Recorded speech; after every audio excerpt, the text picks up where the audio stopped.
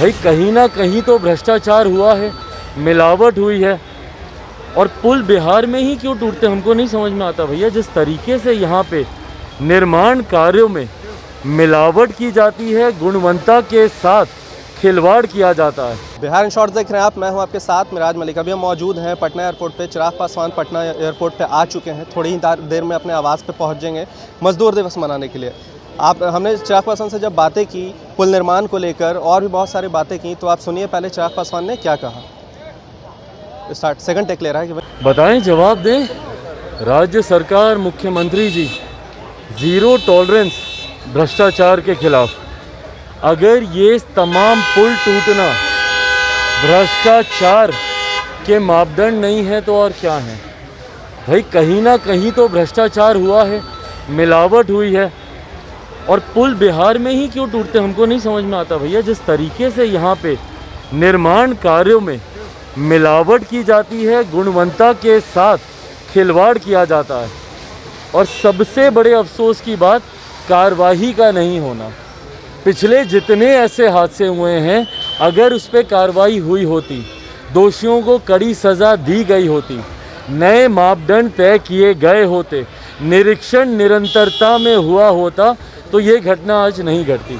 पर क्योंकि पिछली किसी भी घटना के ऊपर ऐसी कार्रवाई नहीं होती। हत्याएं क्यों हो रही हैं बिहार में?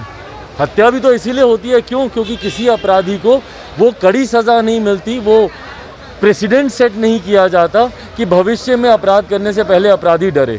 और यही कार्य, यही परिणाम इन हादसों के साथ भी हो रहा है। किसी की जवाबदेही तय नहीं होती है, किसी पे कार्रवाई नहीं होती है, नए मापदंड तय नहीं किए जाते हैं, निरीक्षण नहीं होता है, इसलिए ये हादसे होते हैं।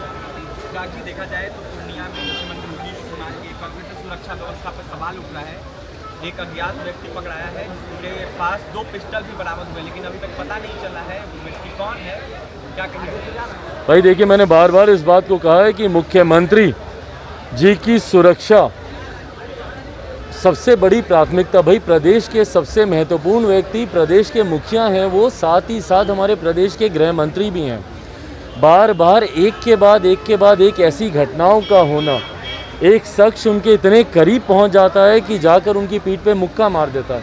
महज कुछ फीट की दूरी पर एक पटाखे जैसा बम उनकी सभा में फूट जाता है।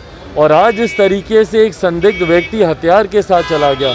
मुझे लगता है मैं प्रदेश के डीजीपी से भी आग्रह करूंगा कि मुख्यमंत्री जी की सुरक्षा का विशेष ध्यान दें, क्योंकि वो सुरक्षित हैं तभी प्रदेश में भी एक सुरक्षा का भाव रहेगा।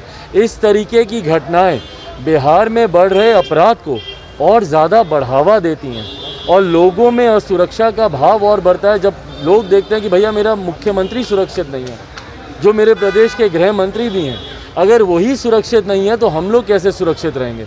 तो इसीलिए उनकी सुरक्षा महत्वपूर्ण है। जिस तरह से तेज प्रताप द्वारा 9 पत्रकारों पे मानहानि का दावा ठोका गया, इस पे क्या कहना?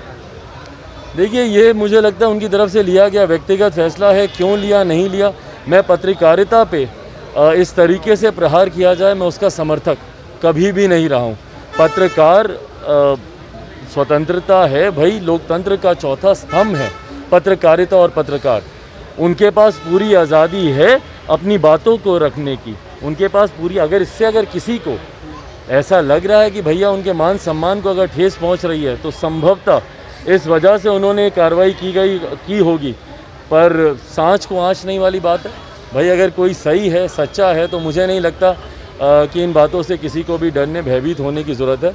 पर पत्रकारों के साथ इस तरीके से करना मेरे हिसाब से उचित नहीं। तो जिस तरह से देखा जाता है तार पार्टी में नीतीश कुमार आपको इशारा करते हैं, आप जाते हैं, पैर छूते हैं, तो आने वाले वक्त में क्या लगता है कि चिराग पासवान नीतीश कुमार के साथ? अरे नहीं भाई, क्या बात कर रहे हैं आप।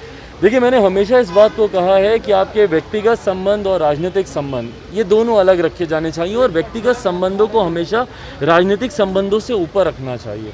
मेरे पिता के समकक्ष रहे हैं मौजूदा मुख्यमंत्री नीतीश कुमार जी। मेरे पिता के साथ उन्होंने काम किया है, साथी के तौर पर, सहयोगी के तौर पर। मैं उनकी नीतियों का विरोध करता हूँ। मैं नहीं मानता भैया कि 7 निश्चय से बिहार का विकास हो सकता है, पर इसका मतलब कभी ये नहीं है कि मैं उनका व्यक्तिगत विरोध करता हूँ।